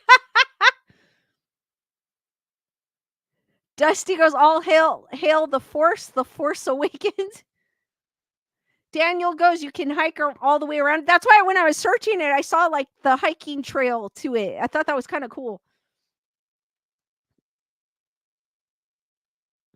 Daniel goes, speaking of the natural bridge, I learned how to mountain rappel on that rock. That is cool. Super cool. Daniel says inside the cave is a tree that has crystallized but caved in and can't get to it anymore. Oh, wow. That still sounds like it's cool. It sounds like a cool place. It does. The formation does, not what happened there. And I'm pretty sure because of what happened there might be some spooky happenings as well, because that sounds like a place where a bunch of people had lost their lives for no apparent reason.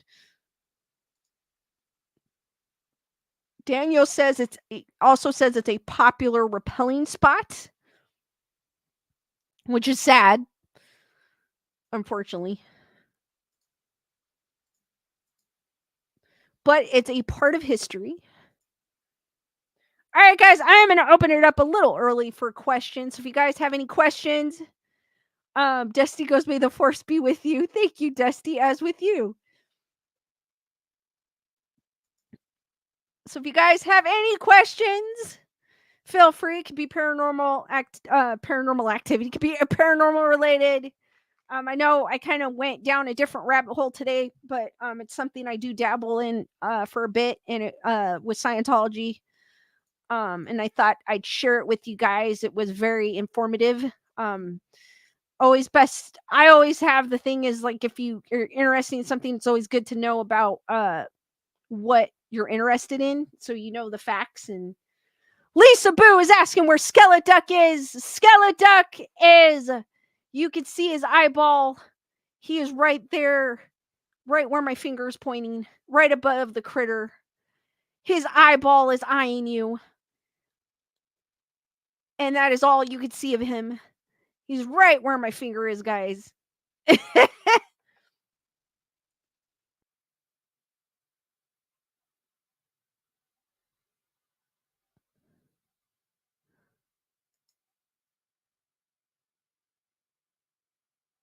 So he's spying on you guys. He's spying on everyone with his eye. Jennifer Berry goes, how we ever gonna find Pinchy Duck when you hide him so well? Dusty goes, oh my, I was wrong.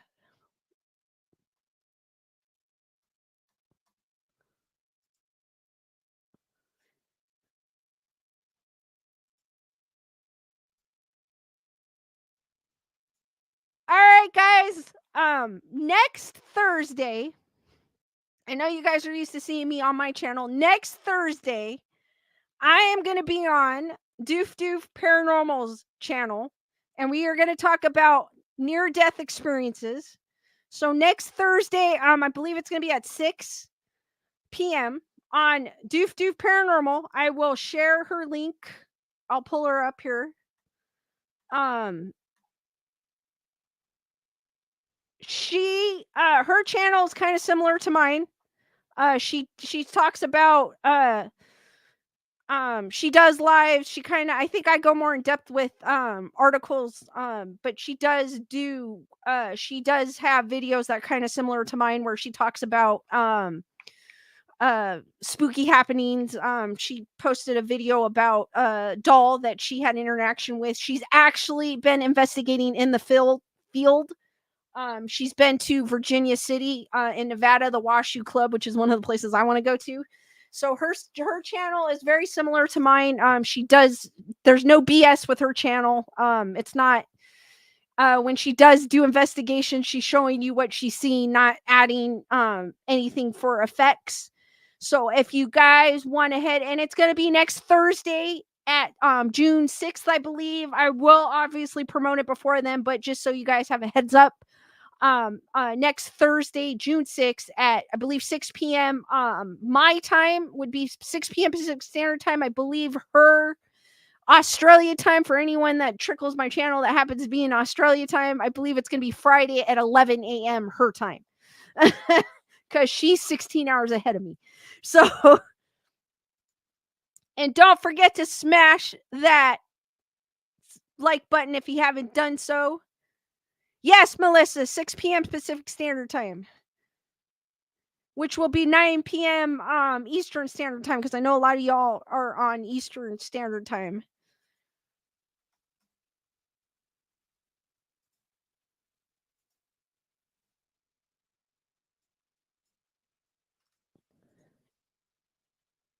And 3 p.m. Hawaiian time. So here I am. If you guys are not subscribed to her, here is a link to her. I usually don't promote YouTube channels, but I feel like she's very similar to me in what I do. So if you guys would like to subscribe, and she interviews, she's also interviewed like Dave Schrader. She's interviewed people that are actually kind of in the field, so she does things a little different than me. I don't really interview people, but hopefully one day. But here is a link to her YouTube if you would like to subscribe. But next Thursday at 6 p.m. Pacific Standard Time, keep an eye on my social, because I'll promote it before then, to give you guys a heads up. But I will be on her channel talking about near-death experiences. So I have dropped the link to her. I wonder why I didn't hyperlink. Oh well. I have dropped a link to her YouTube if you want to subscribe and add a notification to the video, because she has already set it up. So that way you don't miss it, because YouTube likes to be pesky and scandalous.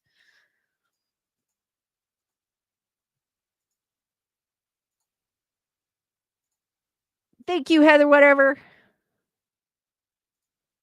And Doof has been on my channel before. She's been on one of the lives in the past. Just hanging out.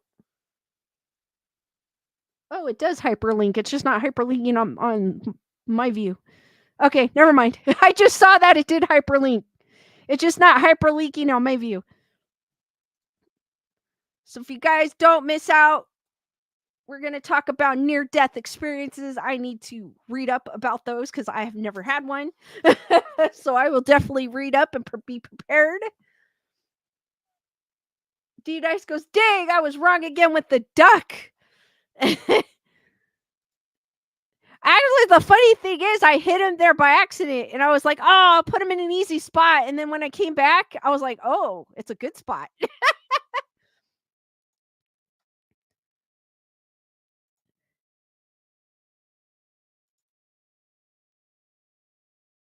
Melissa Smith goes, I think Aussie time is a day minus 16 hours plus the number of letters in your crush's first name, the year we'll get married, the number of kids you will have. Did anyone else do those Tiger Beat quizzes?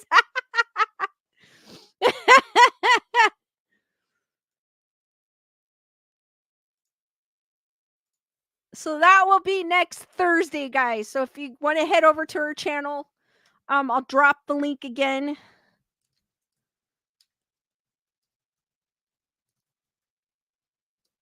And if you want to notify, click so you would get notified, because she does have the video set up.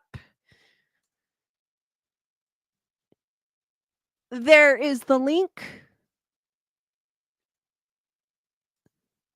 But I will let you know previous to of when to remind you guys. So, all right, guys, keep the questions going. I'll stay on for a bit here for 15 more minutes. If you guys have any questions, comments.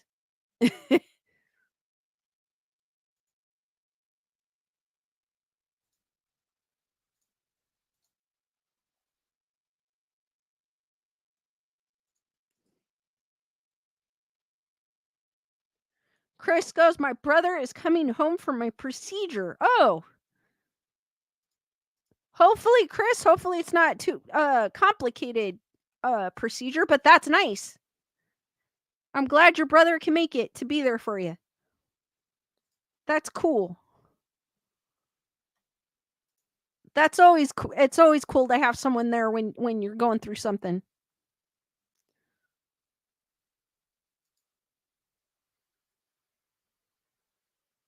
Mike is asking, do you know what OSA is in Scientology? No, I actually don't.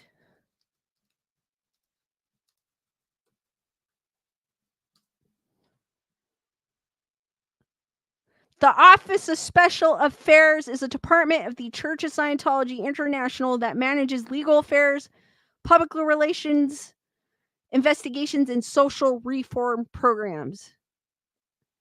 The OSA was previously known as the Guardian's Office. Some outside observers have called the OSA an intelligence agency, comparing it to the CIA or KGB.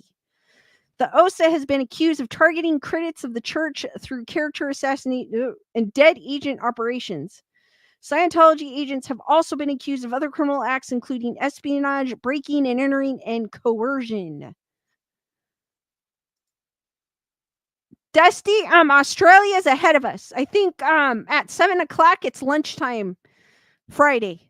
So when my stream came on today at 7, it was lunchtime Friday. So they're ahead of us. Chris goes, I'm having my cervical vertebrae worked on so I could use my arms again. Oh, wow. Chris, I hope the procedure goes well with no complications. Mike goes, David Miscavige is the head of it. I do know that. I did read about that earlier in the stream. We talked about him. It just, the article I read did not mention OSA. I've heard of OSA. I just don't know. I didn't know what it was.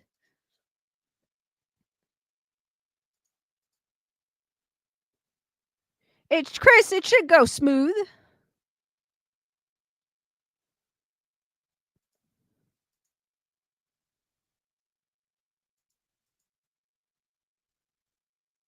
I think London is like 8 hours ahead of us or something like that.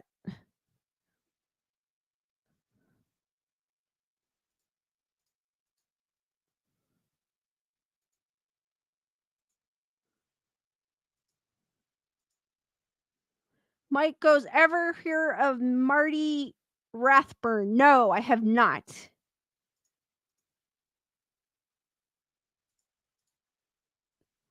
Like I said, if you're new, I don't normally do Scientology. I just happen, it's something I kind of,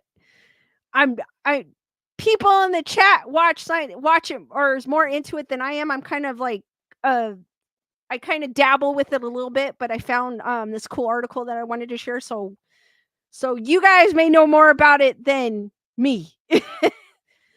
Mike goes, Marty was high up in OSA. Ooh. Dusty goes, I just had my mammogram and I am cancer free for 4 years now. That is awesome, Dusty. Mike goes, my first time on this channel. Mike, I talk about spooky things usually, but I did something a little different today. I usually talk about hauntings, ghosts, paranormal, UFOs. Um Oh, no, that's okay, Mike. Welcome. Mike said just trying to make conversation. No, welcome.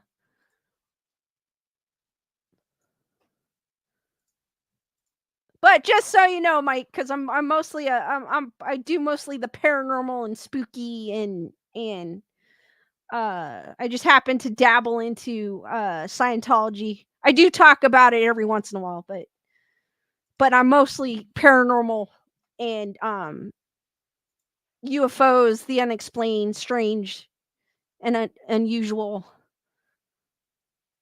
Heather, whatever. Well, I agree. That's kind of why I talked about it. I agree with you, Heather, whatever. Scientology is about as spooky as it gets. I agree.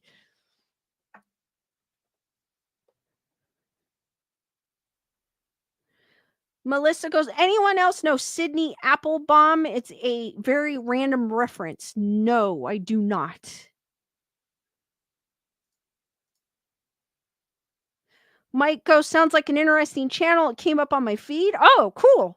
Thank you, Mike. Well, welcome.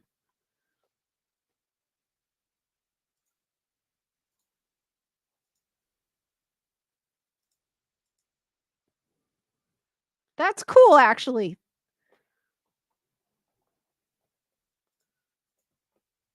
Mike, we're usually like a big happy family here. So there's always someone to talk to.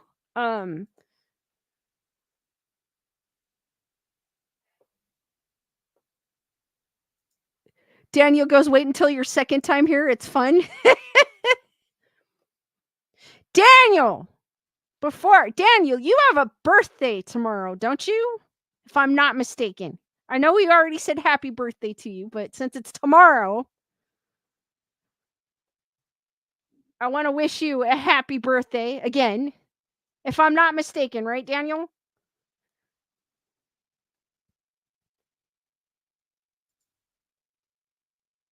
Heather, whatever goes, yes, but I want kitty ears too. Mine are cricket. I don't know what happened.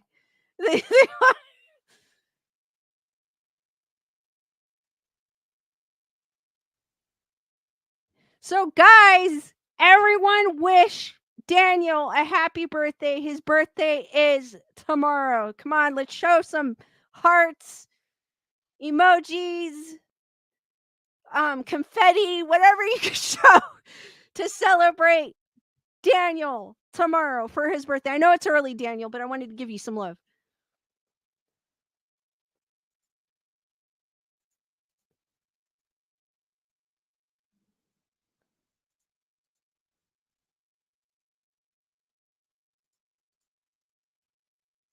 Heather, whatever goes better reception, crooked ears. I don't know why the heck. I was looking at them when I was turning the camera on, and I was like, "What the heck? Why are they crooked? Like my headphones are on straight." They'll just make me look like crazy. I'm the crazy cat lady. That's all right. Daniel goes, "This will be my second time today." That's all right, Daniel. We'll give you some love.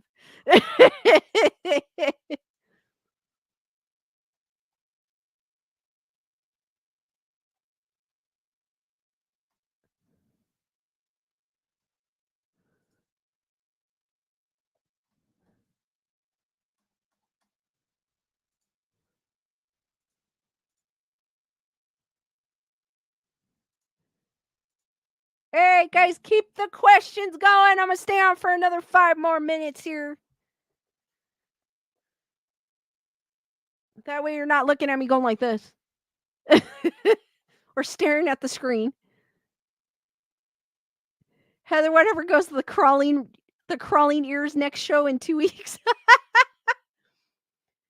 Yeah, I know that they'll have the mind of their own next week. Watch.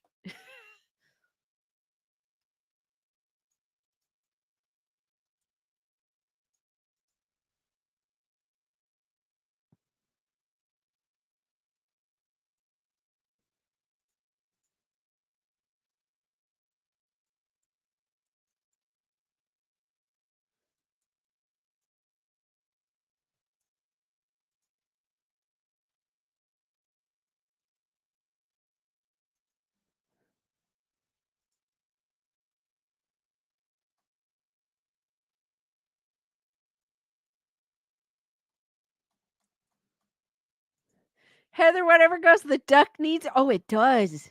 Heather, whatever. Don't give me those ideas. they do. They do. Don't give me ideas. I don't think I could get some small enough though. I'd have to make them and they with the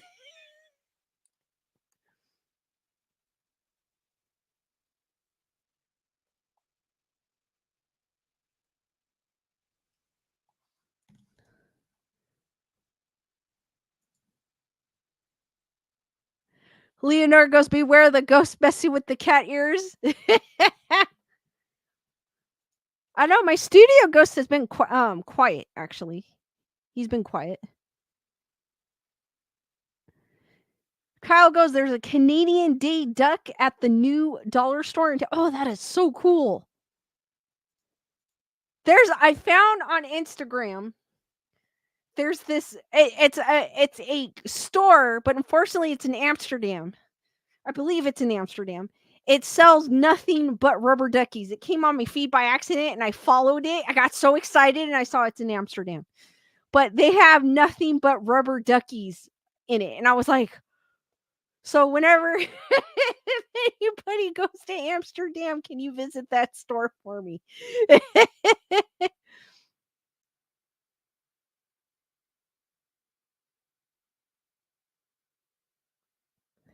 Melissa, my birthday is 2 weeks after, so I know what you mean.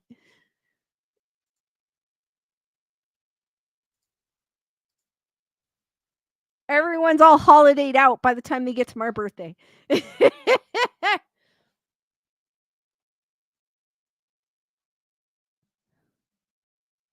It does suck, but I think you just make the best of it. It's fine. My stepsister's on the exact same day, Melissa. And one of my exes, one of my ex bosses, my ex store manager was also. Kyle goes, you'd like Lucifer and Has Been Hotel. He's obsessed with rubber ducks. I love rubber ducks. I love rubber ducks and skeletons. If you haven't noticed. And then my camera, I don't know why my camera wants to go like way on that side. That's all right.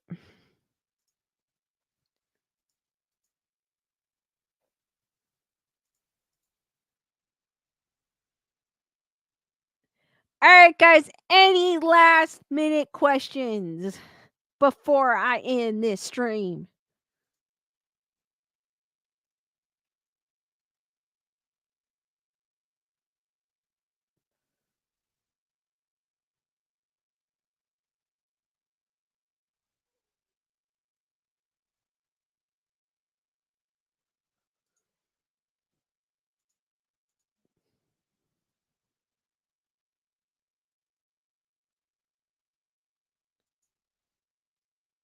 That's cool, Melissa, that your parents asked if you mind about the red and green birthday colors. That's pretty cool.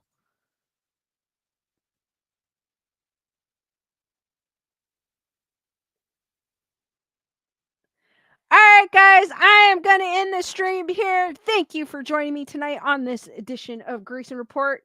I will see you on the next one, which will be Saturday at 7 p.m. Pacific Standard Time. Be there, be squared, stay spooky, sweet nightmares, and I will see you on the next one. Good night, guys. Guys are awesome.